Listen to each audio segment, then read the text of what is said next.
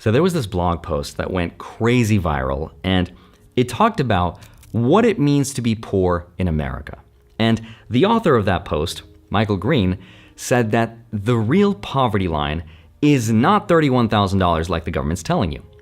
Instead, it's actually closer to $140,000 a year. The entire point for me was not to actually dig in and define a new poverty line. It was to understand what the average American household was experiencing. I built those numbers up from the MIT living wage components. Now, this obviously got a lot of attention and a lot of debate. So in today's video, I want to share with you what that post said and give you my personal thoughts. So let me just start right here. The question is, what does it mean to be poor in America? In the 1960s, the government asked Molly Orshansky to go and find out the answer to that question. What is poverty? Which, if you think about, is really hard to define because one person's definition might be really different than someone else's. But here's how the government defined it. They started by assuming a couple of things. Number one, they assumed it was a family of four. Secondly, that food was the biggest and most predictable part of their budget, and that if you knew the bare minimum cost of feeding that family, you could just sort of work backwards to estimate everything else. Because food was consistently the biggest part of a family's budget back in the 1960s. But fast forward to today, and we spend proportionally way less money on food and way more on everything else, like housing and healthcare and childcare, transportation, insurance, debt, taxes, and all those other things. And those categories did not get factored in to the original formula. And what that has done is it has created the illusion that poverty has barely grown. But Michael Green says, if we apply the same original method and the same logic, except we use the share of income Americans spend on essentials today, we would not get a poverty line of $31,000. Instead, it would be closer to $140,000. The simple reality is, in a world in which in order to afford to rent or buy a home, you need a second income, childcare becomes a very real component of it. We're actually seeing more and more households who are incapable of clearing that threshold for participation in the modern economy. The last 50 years has seen an extraordinary tax cut for the wealthiest Americans and an extraordinary tax hike for those in kind of the 20th to 80th percentile. Ignoring that is really at the core of the issue. And that would mean millions of people who consider themselves to be middle class by the original definition and the original logic of the government are instead actually living in the modern day equivalent of poverty. And that's just crazy. So in this video, I want to help explain how the article is arguing this and give you my thoughts. I think this is a super interesting story, so with that said, let's get into it. Hi, my name is Andrei Jikh. Hope you're doing well. Come for the finance and stay for the poverty line. Now, regardless of what you think about the actual number, it sparked a conversation, so full credit to Michael Green for sharing this. I'm going to leave the article down below because it goes into way more interesting detail. Now, let me just sort of set the stage for how, when the poverty line was first created, it made sense for the world of that time. Why? Because it was a time when one person's income could support a family of four. And childcare costs weren't a thing because one parent stayed at home. And insurance costs were usually covered by their job. Incomes also kind of grew with inflation. And housing cost a fraction of what it does today. But instead of updating the formula as the economy changed, the government just sort of froze it in time. They never changed the core assumptions of what it meant to be poor once they defined it the way they did. They never added more categories like housing and healthcare. They did not want to adjust those spending ratios. Instead, what they did was they just adjusted the original number, which was roughly $3,000. And with inflation, every year they were like, let's just pump it up. Okay, that looks good enough. And that's why, if you ask the government today, what does it mean to be poor at the poverty line? They would tell you that number is about $31,000 a year. And because of that, this 1960s formula is what became the foundation for almost every major government policy around things like welfare and assistance programs and food stamps and school lunches, and even how we measure the success or the failure of the economy. And this is where the problem gets even crazier. Every major spending category that is our life today has completely flipped since the 1960s. Again, back then, food was the biggest household expense, and housing was pretty cheap. Today, food is one of our smallest expenses, and housing is the single biggest burden on most families. On top of that, healthcare costs have exploded. Childcare has become a full-time salary. Paying for insurance is now a mandatory thing. Everyone has to do it. Student debt has gotten out of control. And on top of all that, we have to pay more in taxes today than ever before. And none of this really existed in the original formula. Okay then, if all of that is true, then isn't that obvious? Why wouldn't the government update the old formula then, right?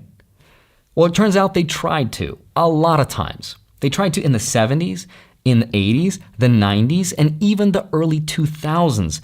Economists called the poverty line inaccurate and outdated. But changing the formula turned out to be politically toxic. Because if you update the poverty line to represent reality, that would then mean millions of more people would suddenly become poor on paper overnight. And if that were to happen, guess what the government would have to do? The government would be obligated to pay more assistance, spend more money, and acknowledge a very big economic crisis. And who wants to do that, right? And that brings us to the next question. If the old formula is broken, what would the poverty line be if we recalculated it using the same formula but with today's spending? Now, before I show you the math on that, I want to thank today's sponsor, Public. Public just released something called Generated Assets, and it brings AI into investing in a way that I really haven't seen before, and here's how it works. You type in an idea, like AI-powered supply chain companies with positive free cash flow, or defense tech companies growing revenue over 25% year over year. And Public's AI basically sends out a swarm of agents that scan the entire US stock market, evaluate every company, and build a custom index around your idea. And what I really like is how clearly it explains why each stock is included. And before you invest, you can even backtest your idea against the S&P 500 so you can see whether your idea would have worked, so you're not just guessing. And beyond that, though, Public also lets you invest into stocks, bonds, options, and crypto all in one place. They'll even give you an uncapped 1% match when you transfer your portfolio over from another platform. You can check out Public at public.com/Andrei. Thanks again to Public for sponsoring this segment. The full disclosures are in the description. So there's actually two different ways to think about this formula. The first way is the original Orshansky way, where she took the minimum cost of an essential thing, food, and divided it by the share of the household budget that it represented. And I know that kind of sounds confusing, so the easiest way to think about this is the essential thing multiplied by 3. Back then, food was the thing they used, and because food made up 33% of the family's budget, the multiplier was 3, because 33 multiplied by 3 gets us close to 100, which is the whole budget. All right, so the poverty line was basically the yearly food expense, which was $1,000 a year, multiplied by 3 equals $3,000. So if you made less than $3,000 in 1963, that meant you were at the poverty line. And that's what archives from the 60s show the poverty line actually was. Okay, today, food isn't anywhere close to a third of a family's spending, right? It's about 5 to 7%. And here's the part that seems really weird, but will make total sense to you. If food shrinks from 33% down to 6% of your budget, the multiplier does not stay at 3. It becomes 16. Wait, what? How, right? It's completely counterintuitive because most people think, okay, if food is 6% of my budget, I've got a lot left over. But that does not mean you have 94% left over for everything else.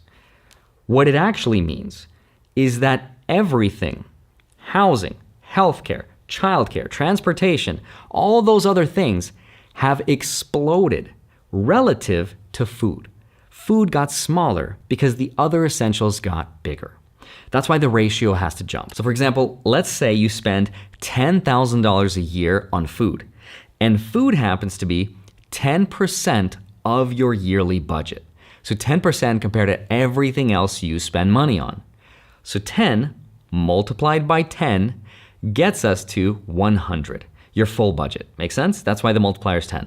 Okay, so $10,000 multiplied by 10 gets us to $100,000. That's what this person has to make more than to be considered above the poverty line, according to Michael Green.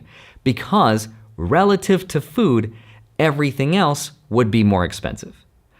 Okay, Andrei, none of this makes sense to me. Try again. All right, so here's another example.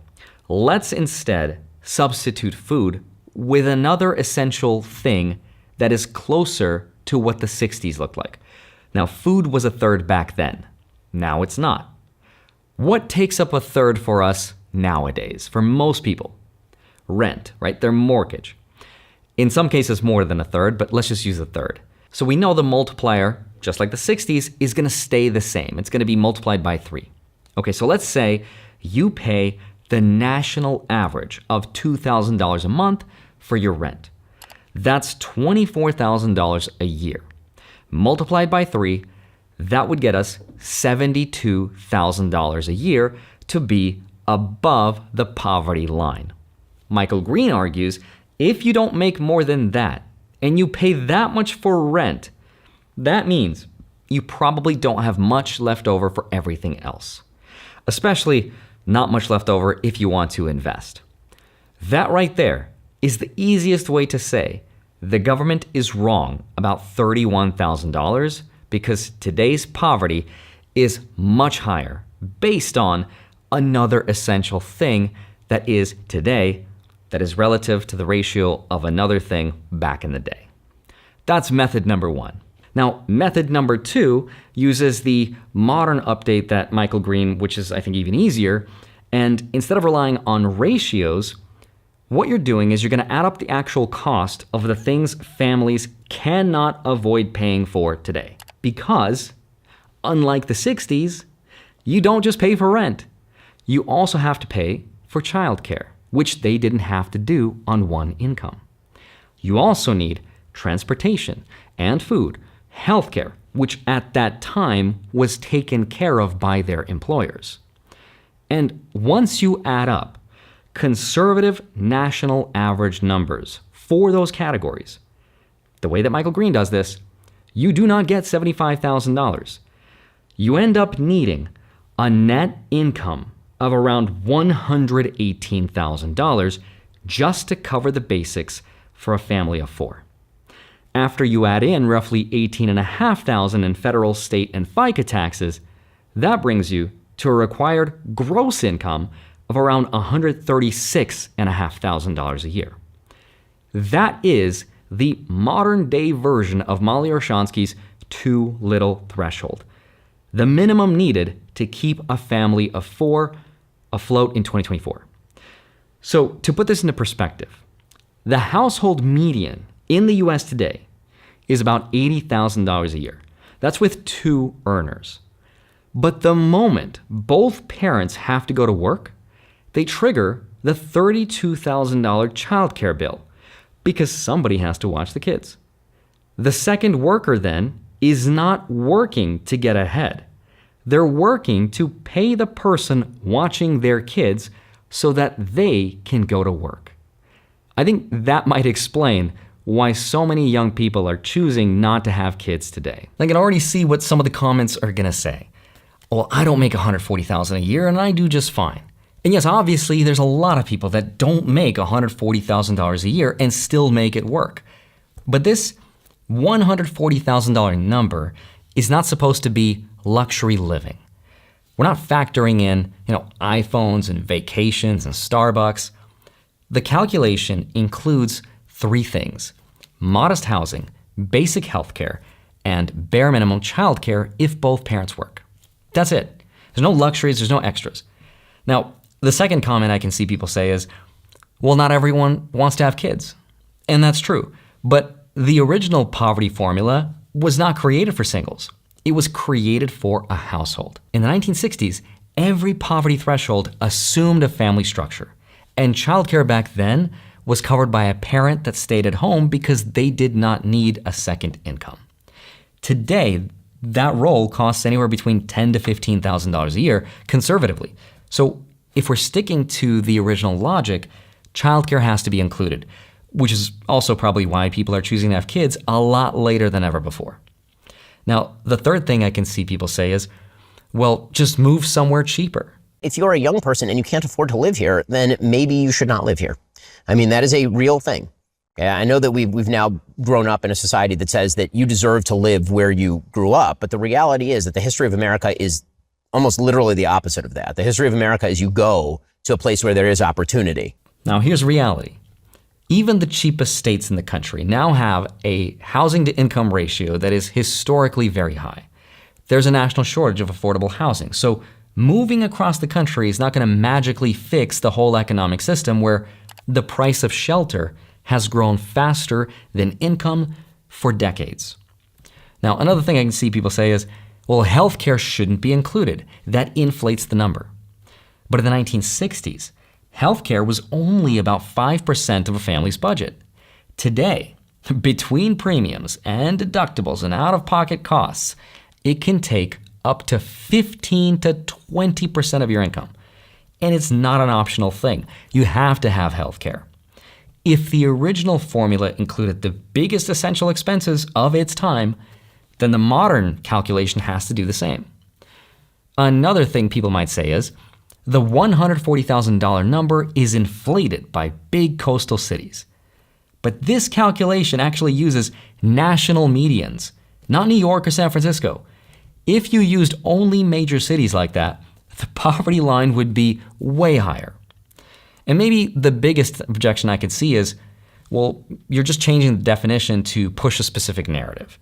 But this is literally the government's original poverty formula that they use today. It's the same logic. It is the same math. The only thing that's changed is the modern reality that I'm plugging into it. If the economy evolves, but the formula doesn't, then it doesn't make sense anymore. And obviously the last thing I can see people say is, the article was debunked because the author didn't use realistic numbers. And I think there's some truth to that because it really depends on your assumptions and your costs, which not everyone will agree with, but I think that's sort of missing the bigger point. All right, so if you made it this far, here's what I think.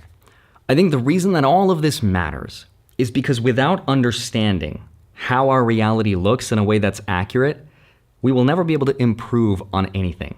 Especially because on paper, the government says things like, well, unemployment's low, inflation's coming down, the GDP is growing, the poverty line hasn't moved, right? So everything's fine. But none of these metrics describe the real cost of life in 2025. Like inflation, for example. Yes, it is slowing down, but that doesn't make housing cheaper. It doesn't erase the price increases over the last few years. Slowing inflation just means prices are not going up as fast as they used to. Not that they went back down. So when the government says inflation is under control, people look around and go, okay, but I'm still paying more for rent, more for groceries, more for childcare, more for insurance, and more for everything else. Or for example, if we look at things like unemployment, it's at historically low levels, yes, which sounds great. But most people are not saying, do I have or don't I have a job? They're saying, does my job actually cover my life?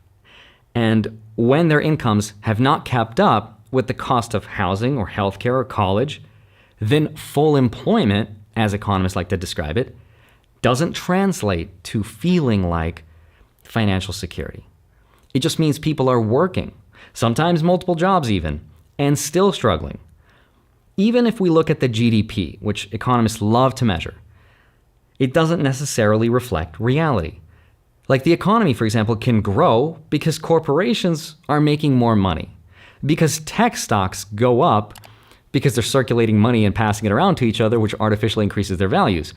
But the reality is, it did not increase what really contributes to growth, which is productivity. None of that tells you whether the average family of 4 can afford a house, save money, or get ahead. And looking at this, I think sort of explains how it's possible for the macro, which is the big picture things, to look amazing, while the micro, or the reality, doesn't feel as good as the numbers say they should, right? When the government tells you the poverty line is $31,000, so if you're making more, you're doing great. But your rent is $2,000 a month. Health insurance is $1,800 a year.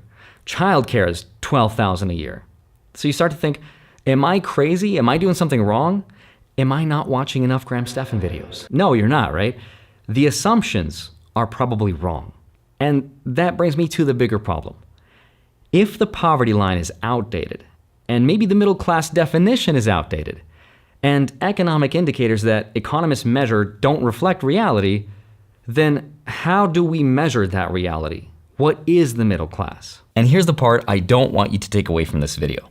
This does not mean you have to make $140,000 a year to live a good life. The whole point of the number, which I think Michael Green was trying to make, is not to depress you. Instead, it's to show you that the system is using the wrong input, and that in reality, the real poverty line for a family of 4 is probably not as high as $140,000. But it's definitely not as low as $31,000 like the government says it is. So here's what I will say. If you've ever felt like you're not getting ahead, but you're working super hard, I don't think you're just imagining it. And there are things that I don't think we can control. For example, we can't control the price of housing, can't control healthcare, can't control inflation costs, can't control childcare costs. We cannot control GDP or government formulas. But that doesn't mean you should just give up. You can still have control over your savings rate. You can control your investing habits. You can control whether you stay in the market or not, whether you automate contributions, whether you buy assets or liabilities. And here's something the government formulas do not account for. Wealth does not come from income alone. Wealth comes from time. It comes from compounding. And that has nothing to do with the poverty line. You could have a household making $40,000, $50,000, $60,000 a year. And if they invest consistently from age 25 to 65, they will end up with more wealth than a household making $150,000 that never invests at all. The old poverty formula can't measure that. It can't measure discipline. It can't measure financial literacy. It cannot measure what happens when someone decides to invest consistently for decades and decades. And that's why the most important lesson about money that I've ever learned, and the one I always think about, is to be informed and to be financially literate and to stay in the market and keep investing, because it's the one thing that still works. It's the one thing that still builds wealth reliably. It's ownership. Ownership of literally anything that grows faster than inflation. The poverty line measures survival, and I think investing measures possibility. So yes, the old metrics are definitely outdated. And yes, life is way more expensive than it used to be. But here's the thing I want you to walk away with. Your financial future is not decided by any of this. It's decided by your habits. If you can build the right habits today, you can outperform people who make more than you. You can outsave them, you can outinvest them, you can out-compound them. That's the system you can take advantage of today. Having said that though, I would love to get your thoughts on what you think about all of this, and as always, I hope you have a wonderful rest of your day. Smash the like button, subscribe if you haven't already. Please check out the article from Michael Green down below. I'd love to see you back here next week. I'll see you soon. Bye-bye.